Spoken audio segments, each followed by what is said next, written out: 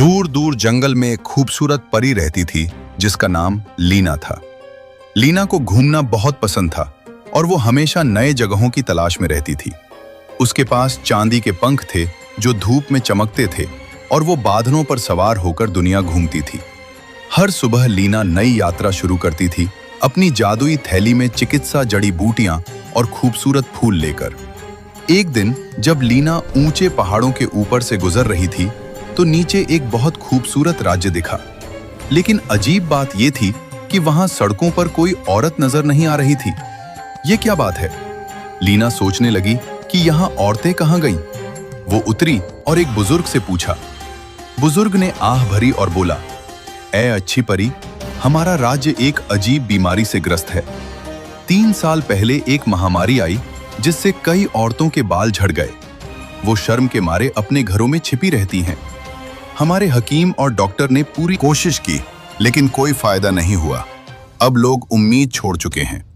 लीना का दिल दुखी हो गया। उसने कहा, मुझे यकीन है कि इस बीमारी का इलाज है। मैं जरूर कोई रास्ता ढूंढूंगी। लीना ने अपनी जादुई किताब खोली जिसमें सभी बीमारियों के इलाज थे। लंबी खोज के बाद उसने सुनहरी शफा फूल का पता लगाया। ये फूल सिर्फ सबसे ऊंचे पहाड़ की चोटी पर उगता है। अगर इसे नदी के पानी में डाला जाए तो ये किसी भी बीमारी को ठीक कर सकता है। लेकिन किताब में लिखा था, सावधान रहना, इस फूल को प्राप्त करना आसान नहीं। रास्ता खतरों और मुश्किलों से भरा है। लीना ने हिम्मत जुटाई और ऊंचे पहाड़ की ओर चल पड़ी।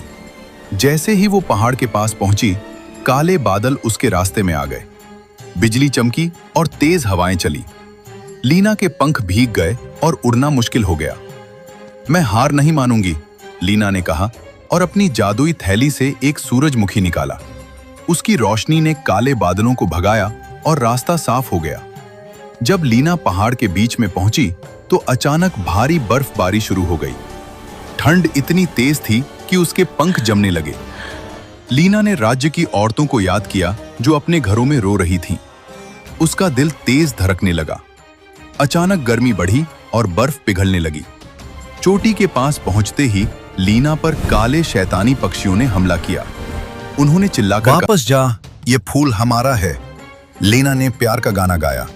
उसके गाने की मिठास सुनकर शैतानी पक्षी चुप हो गए और रास्ता छोड़ दिया।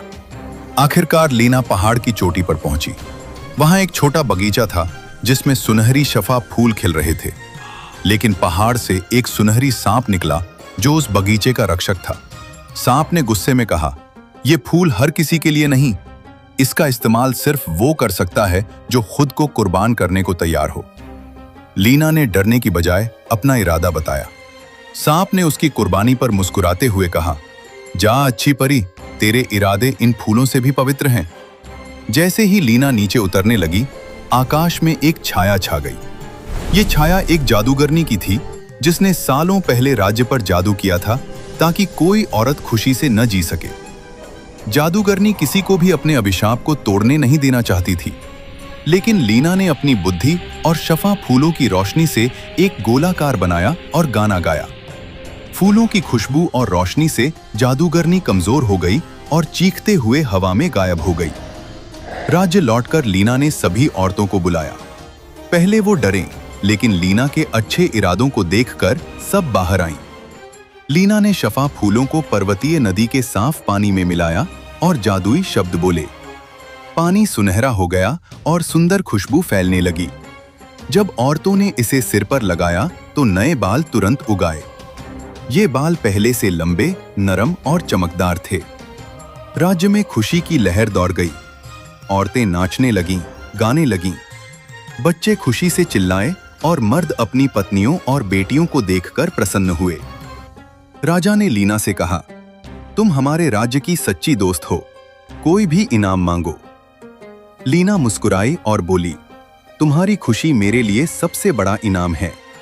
मैं एक यात्री हूं, मेरा काम लोगों की मदद करना है। उसने बाकी शफा फूल औरतों को दे दिए ताकि जरूरत पड़ने पर इस्तेमाल कर सकें। अगली सुबह लीना ने अपने चांदी के पंख फैलाए और नई यात्रा के लिए तैयार हुई।